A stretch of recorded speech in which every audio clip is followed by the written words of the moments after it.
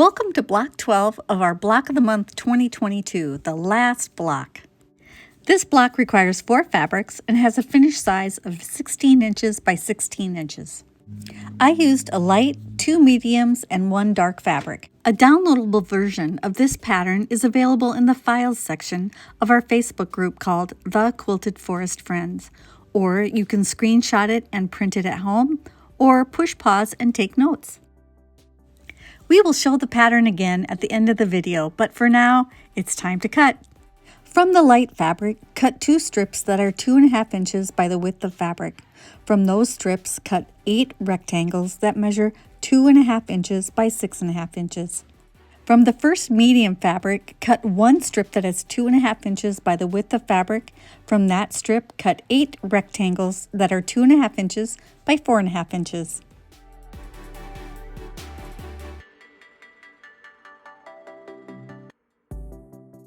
From the second medium fabric, cut 1 strip that's 2.5 inches by the width of fabric. From that strip, cut it on the fold to have a strip that's 2.5 by 22, and then from the remainder of the strip, cut 4 squares that are 2.5 inches by 2.5 inches. You'll want to do the same thing with the dark fabric. Cut 1 2.5 inch by 22 inch piece and 4 squares that are 2.5 inches by 2.5 inches.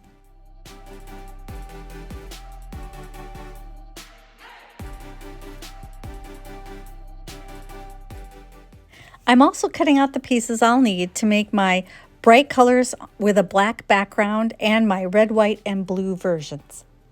Now it's time to make the blocks. Make sure you're piecing with 1/4 inch seam allowances.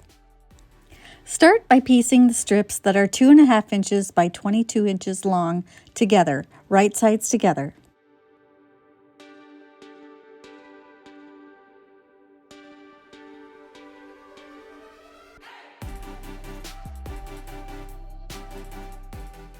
When you're done sewing, you're going to want to press it, and I usually press it flat first, and then I press it towards the dark fabric. Once it's pressed, it's time to subcut it into 8 sections that are 2.5 inches wide to make 4 patch units. One little trick I like to use when making 4 patch units is to cut the strip set in half and then put right sides together with dark on the light fabric and light on the dark fabric so that seam in the center kind of matches up with each other. And then I cut my 2.5 inch subcuts, and my pieces are already stacked together, ready to go, ready to sew. This saves me a little time cutting and then a little time matching pieces up when I get to the sewing machine.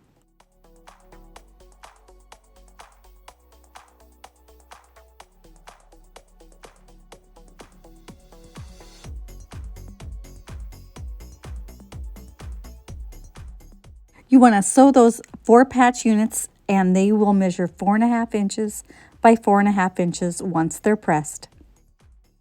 This video is for block 12 only. We will have another finishing video out that will show you all the final steps to put your quilt top together.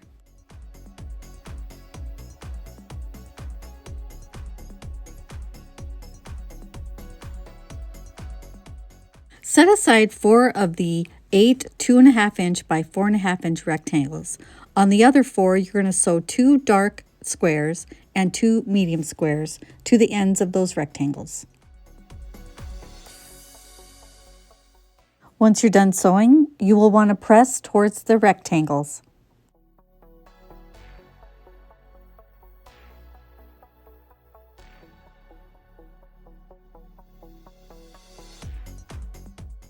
Set aside 4 of the light rectangles that measure 2.5 inches by 6.5 inches.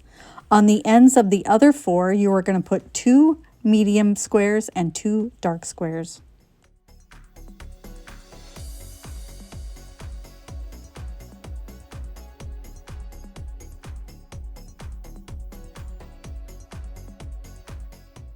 You will want to press toward the rectangles.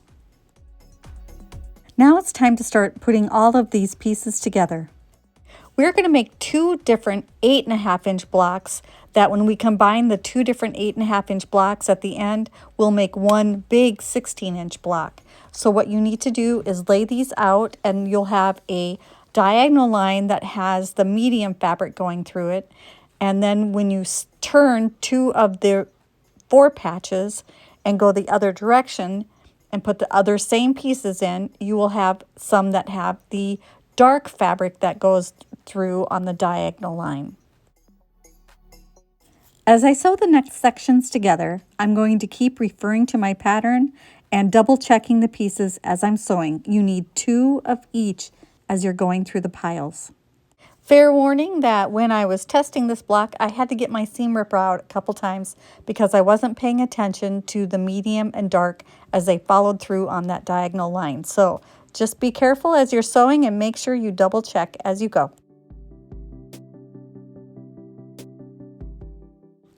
As you're adding these rectangle pieces on, you are always going to press toward the rectangle.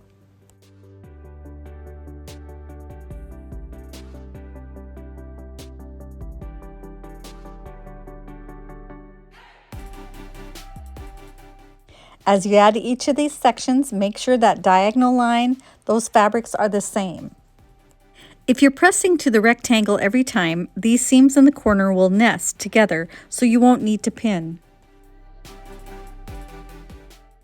I had a lot of fun making this block, and I thought it would be great for scrappy fabrics and to use up strips of old fabric. So I put together about 9 blocks total, and at the end you will see 9 different blocks, and then I put them together to show you a couple different ways that you could arrange the blocks into different patterns. So keep watching to the end of the video to see all the different varieties of blocks I made with my scraps.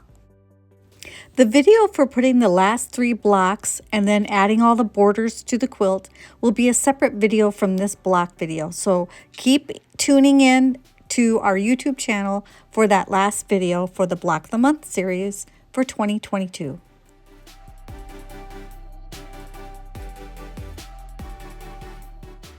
Be careful when you're adding this last set of seams on to these 8.5-inch blocks. Make sure that diagonal line is running through the block. You don't want to get that seam ripper out of the drawer and have to use it. So make sure you double check that you're adding the right pieces on.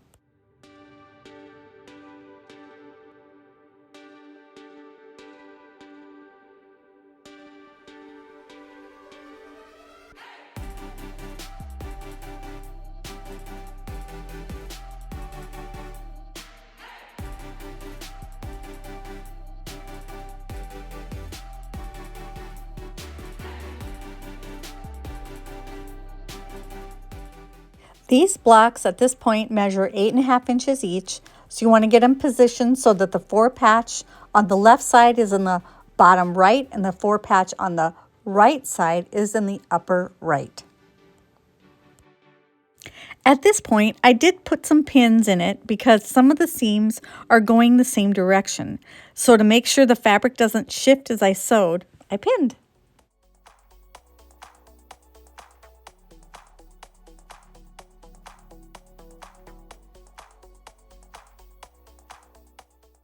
Once you have the 2 halves sewn together, you're going to press them both exactly the same way. And then when you flip one around to sew it to the other, the seams will go in opposite directions and nest. I also pinned at this point because I wanted to make sure all those corners matched up, and some of the seams could go in the same direction, but a lot of them did end up nesting together. So pin at this point and then one last seam and you're done. Hopefully you've kept up over the year and you have all 12 of your blocks done for 2022. If you are adding the pieced borders to the quilt top, the videos for those are available in the Block of the Month playlist. But if you haven't found them yet, it might be a good time to take a look at them and work on those borders before the very last video comes out. Once you have the last seam sewn, it's time to press. You can either press to one side, or if you prefer, you can press the seam open. At this point, the block should measure 16.5 inches by 16.5 inches, and the finished size in the quilt top will be 16 inches by 16 inches. I'm very happy that I chose to do a light fabric instead of the background fabric. I think that's going to add an extra dimension to the quilt top. Here's my block that is the red, white, and blue colorway, and also the bright colorway. The block really changes when instead of a light, you would use a background fabric, because then it's really light in those areas and has a totally different look. So I played around with this block quite a bit and made a bunch of different versions just so I could see how it turned out with a light or a medium light or a even darker fabric where the light goes. When I laid out all the blocks on the floor just to see how they'd look together, I had them all going the same direction for the first way that I laid them out. And then for the second way that I laid them out, I switched them so every other goes a different direction. And then that makes kind of a secondary pattern where you see a block kind of implanted in the middle of the quilt. So I thought that had a really cool look also. We hope you remembered to hit the like button and make a comment. Let us know what you thought of our blocks. Share with your quilting friends, and most importantly, subscribe so that you can see all the fun videos we make here at the Quilted Forest. Thanks for watching, and happy quilting!